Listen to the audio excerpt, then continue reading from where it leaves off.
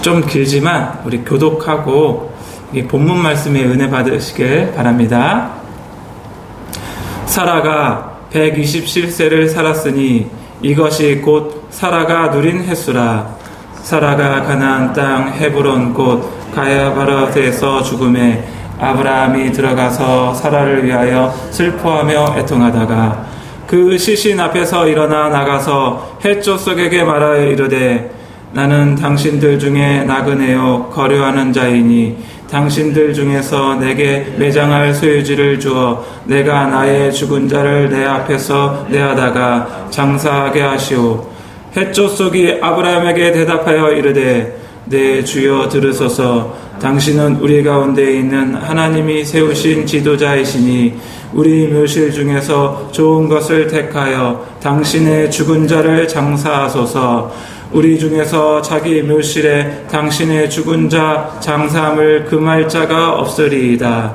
아브라함이 일어나 그 땅 주민 헷족속을 향하여 몸을 굽히고 그들에게 말하여 이르되 나로 나의 죽은 자를 내 앞에서 내어다가 장사하게 하는 일이 당신의 뜻일진데 내 말을 듣고 나를 위하여 소알의 아들 헤브론에게 구하여 그가 그의 반머리에 있는 그의 막벨라 굴에 내게 주도록 하되 충분한 대가를 받고 그 굴을 내게 주어 당신들 중에서 매장할 소유지가 되게 하기를 원하노라 하매 에브론이 헷족속 중에 앉아있더니 그가 헷족속 곧 성문에 들어온 모든 자가 듣는 데서 아브라함에게 대답하여 이르되 내 주여 그리마시고 내 말을 들으소서. 내가 그 밭을 당신에게 드리고 그 속의 굴도 내가 당신에게 드리되 내가 내 동족 앞에서 당신에게 드리오니 당신의 죽은 자를 장사하소서. 아브라함이 이에 그 땅의 백성 앞에서 몸을 굽히고 그 땅의 백성이 듣는 데서 에브론에게 말하여 이르되 당신이 합당히 여기면 청하건대 내 말을 들으시오. 내가 그 밭값을 당신에게 주리니 당신은 내게서 받으시오. 내가 나의 죽은 자를 거기 장사하겠노라. 에브론이 아브라함에게 대답하여 이르되 내 주여 내 말을 들으소서. 땅값은 은 400세겔이나 그것이 나와 당신 사이에 무슨 문제가 되리까? 당신의 죽은 자를 장사하소서. 아브라함이 에브론의 말을 따라 에브론이 헷족속이 듣는 데서 말한 대로 상인이 통용하는 은 400세겔을 달아 에브론에게 주었더니 마므레 앞 막벨라에 있는 에브론의 밭 곧 그가 그 밭과 거기에 속한 굴과 그 밭과 그 주위에 둘린 모든 나무가 성문에 들어온 모든 헷족속이 볶는 데서 아브라함의 소유로 확정된지라. 그 후에 아브라함이 그 아내 사라를 가나안 땅 마므레 앞 막벨라 밭 굴에 장사했더라. 마므레는 곧 헤브론이라. 다 같이요. 이와 같이 그 밭과 거기에 속한 굴이 헷족속으로부터 아브라함이 매장할 소유지로 확정되었더라. 아멘. 예, 하나님 말씀이었습니다. 제가 이 말씀을 이렇게 묵상하고 보는데요. 그 초두에 제가 그 말씀을 드렸잖아요. 본문 말씀에 은혜를 받자고. 예. 근데 제가 이게 한두 번 읽었을 때 이 본문에서 은혜를 못 받겠는 거예요. 사라가 죽은 거, 그리고 땅 사는 거 이렇게 나오는데 이거를 어떻게 나에게 이게 은혜가 될까? 그리고 또 어떻게 우리 성도님한테 이렇게 나눌 수 있는 그게 될까 했는데 이게 자꾸 반복해서 읽다 보니까 거기에서도 이제 이게 은혜의 말씀이 나오더라고요. 그래서 너무 귀했고요. 역시 하나님의 말씀은 하나도 버릴 게 없다. 그래서 우리 성도님과 이렇게 은혜를 나누길 원합니다. 예. 1절 말씀에 보면 사라가 127세를 살았으니 이것이 곧 사라가 누린 횟수라 이렇게 나오는데요. 보통 성경에는 남자들의 몇 살 살았고 언제 죽었다 이렇게 나오거든요. 근데 여자는 안 나와요. 근데 특별히 사라에는 이렇게 나왔어요. 사라가 왜 나왔나 봤더니 사라는 약속의 자녀의 어머니잖아요. 예, 그리고 또 모든 성도들의 믿음의 어머니예요. 그렇기 때문에 특별히 이 구절에 사라가 몇 살까지 살고 몇 세에 죽었다는 것이 나와 있는 것 같아요. 그래서 하나님은 정말 특별한 자들에게 이렇게 또 특별한 대우를 해주시는구나. 그런데 우리 모든 성도님 한 분 한 분이 남자든 여자든 이렇게 하나님께 특별한 사람이 되기를 예수님이 축복합니다. 그리고 2절에 보면은 다 같이 한번 읽어볼까요? 사라가 가나안 땅 헤브론 곧 기럇 아르바에서 죽음에 아브라함이 들어가서 사라를 위하여 슬퍼하며 애통하다가, 아브라함은 하나님의 약속을 받은 자예요. 그리고 약속을 받은 자인데, 그럼에도 불구하고 아브라함의 아내가 죽었을 때 아브라함은 엄청 슬퍼했어요.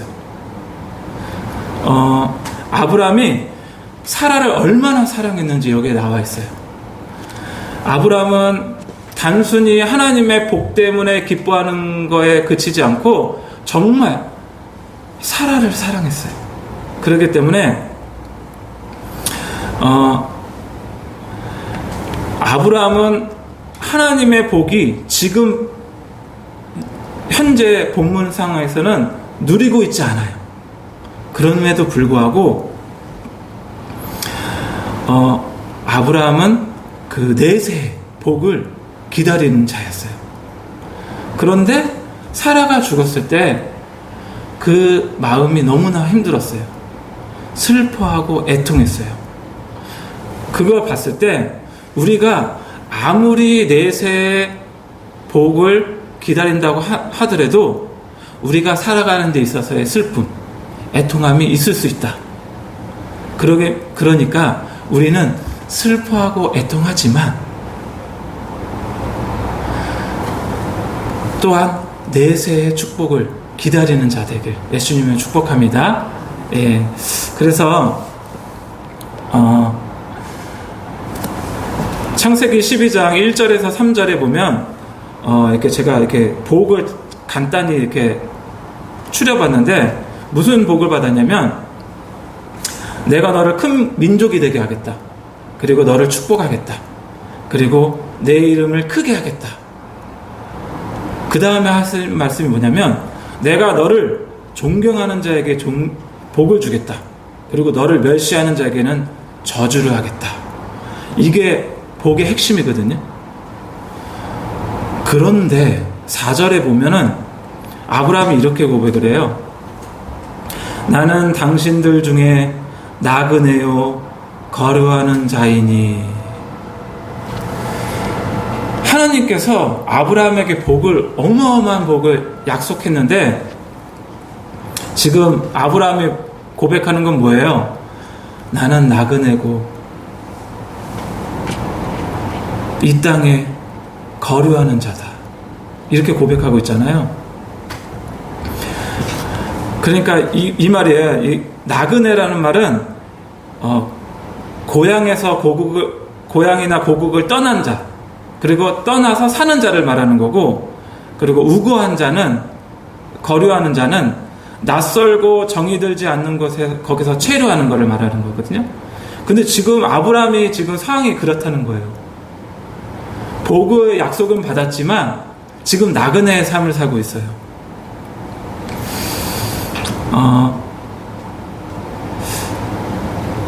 하나님으로부터 가나안의 상속자로 인정받은 아브라함이지만 지금 현재는 나그네의 삶을 살고 있어요.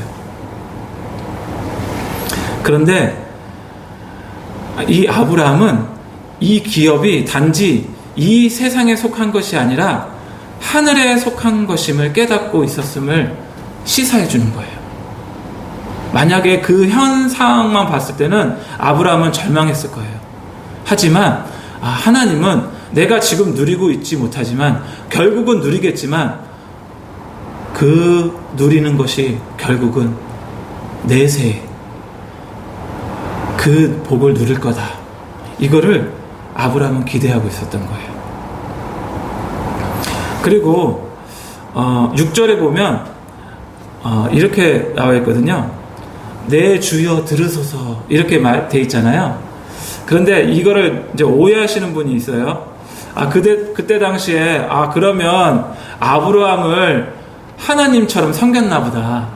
그게 아니고 제가 이거 주석을 찾아보니까 주라고 칭하는 것은 그가 되게 호감이 있는 이웃이었고 그 당시 아브라함에게 주는 단순히 상대방을 높여 부르는 일반적인 존칭이었대요. 예. 그러니까 아브라함을 뭐 신처럼 섬기거나 그런 게 아니에요. 그래서 이거는 정말 그 당시에 아브라함을 되게 존중히 여겼다. 이 정도로 보면 되겠고요. 6절에 보면 하나님이 세우신 지도자이시니 이렇게 되어 있거든요. 이게 헷 족속의 사람들이 지금 아브라함에게 그렇게 표현하는 거예요. 당신은 하나님이 세우신 지도자다. 그러면 그 헷 족술들도 아브라함이 하나님을 믿으며 그분께 순종함으로 말미암아 영적 물질적으로 큰 축복을 받았다는 사실을 알고 있었던 것 같아요. 그래서 당신은 하나님이 세우신 지도자다. 이렇게 지금 얘기하고 있거든요. 그래서 이렇게 칭함을 받는 자였지만 아브라함은 자신을 낮추었어요. 4절에 보면 어떻게 됐죠? 아까 우리 읽었던 거. 나는 나그네요 우거한 자라. 그리고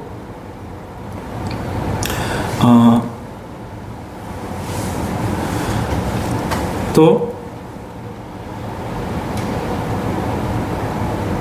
7절에 보면 이렇게 돼 있어요. 다 같이 한번 읽어볼까요? 7절. 아브라함이 일어나 그 땅 주민 헷 족속을 향하여 몸을 굽히고. 이게 지금 겸손의 표현이거든요. 이 아브라함은 그 사람들에게, 이웃 사람들에게도 존칭을 받는 위대한 사람이라고 칭찬을 받는 사람이지만 이 아브라함은 자기를 낮추고 있어요. 그런데 이렇게 이 말씀을 봤을 때 이런 구절이 생각이 나더라고요. 예수님께서 그러셨잖아요. 자신을 낮추는 자는 높아지고 자신을 높이는 자는 낮아지게 된다고. 그런 것처럼 아브라함은 자신을 먼저 낮췄어요. 그랬더니 그 헷족속에게 나왔던 거는 당신은 하나님이 세우신 자다. 이렇게 지금 칭함을 받고 있습니다. 그리고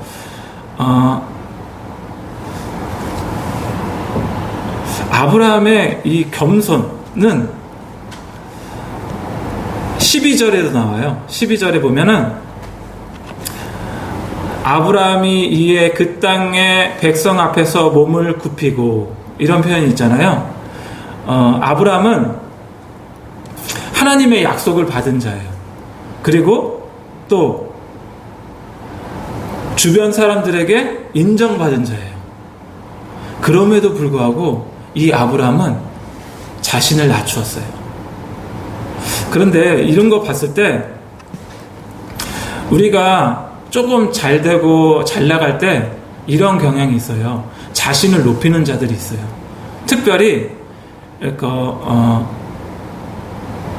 이단들 보면은 막 교주들 보면은 자신을 엄청 높이잖아요. 그런 거 봤을 때 저건 가짜구나. 아무리 주변에서 그 사람을 높이고 아무리 자기 나름대로 하나님의 약속을 받는다고 하더라도 이 아브라함처럼 자신을 낮추는 자가 진짜예요. 그런데 하나님의 놀라운 약속과 주변에서의 칭찬과 사람들의 존칭을 받는다고 하더라도 자신을 낮추지 않으면 그 사람은 교만하여 하나님께 결국은 버림받을 수 있거든요. 우리는 아브라함처럼 이렇게 겸손한 자 되기를 예수님의 이름으로 축복합니다. 예. 그리고 이 아브라함은 그 당시 사람들 해족속에게 땅을 거저 받을 수 있었어요. 거저. 그런데 아브라함은 그 땅을 죗값으로 삽니다. 그리고 그 죗값이 400세겔이라고 하는데 그 죗값으로 안 사도 되는데 샀어요. 근데 이 아브라함은 미래를 봤던 것 같아요. 아브라함이 그 땅을 선물로 받으라는 제의를 거절한 이유는 에브론이 죽은 후 에브론의 상속자들이 그 땅의 소유권을 다시 주장할 수 있기 때문이에요. 그런데 이 아브라함은 거저받지 않고 그 땅을 죗값으로 샀어요. 그러므로 이 땅이 결국은 하나님이 주실 약속의 땅인 것을 성취한 거죠. 아브라함이. 그래서 해족속에게 선물로 받은 것이 아니라 이 땅은 하나님께로부터 받은 것이라는 확증하기 위해서 그 땅을 죗값에 산 거예요. 그래서 하나님께서 아브라함에게 지혜를 주시고 또한 하나하나 인도하심에 정말 아브라함이 순종하며 나아갔던 것 같아요. 네, 결론을 짓겠습니다. 아브라함은 하나님께 복을 받은 자입니다. 그리고 주위에서도 아브라함이 하나님으로부터 복을 받았던 것을 인지하고 알고 있었습니다. 그러나 아브라함은 끝까지 겸손하였습니다. 주위 사람들에게 겸손한 모습을 보였습니다. 아브라함은 지속적으로 자신을 낮추었지만 아브라함은 하나님으로부터 점점 높아졌고 주위 사람으로부터 점점 높아졌습니다. 이것은 영적인 원리입니다. 하나님이 기뻐하시는 행동이었습니다. 예. 그래서 이 시간 기도할 텐데요. 이렇게 기도했으면 좋겠어요. 우선 오늘 주신 말씀 붙드시고 오늘도 승리하는 하루 되길 예수님을 축복합니다. 예, 이렇게 기도했으면 좋겠습니다. 우리가 어떤 상황에서도 자신을 낮추고 겸손하게 아브라함처럼 겸손하게 나아갈 수 있는 우리 영혼들이 되게 해달라고. 그리고 또한 하나님 말씀 앞에 겸손히 나아가는 자, 그리고 아브라함처럼 축복의 통로가 될 수 있는 자 되게 해달라고 그렇게 기도하는 시간을 갖겠습니다. 네, 다 같이 기도하겠습니다. 자비로우시고 주여 자비로우시고 거룩하신 아버지 하나님,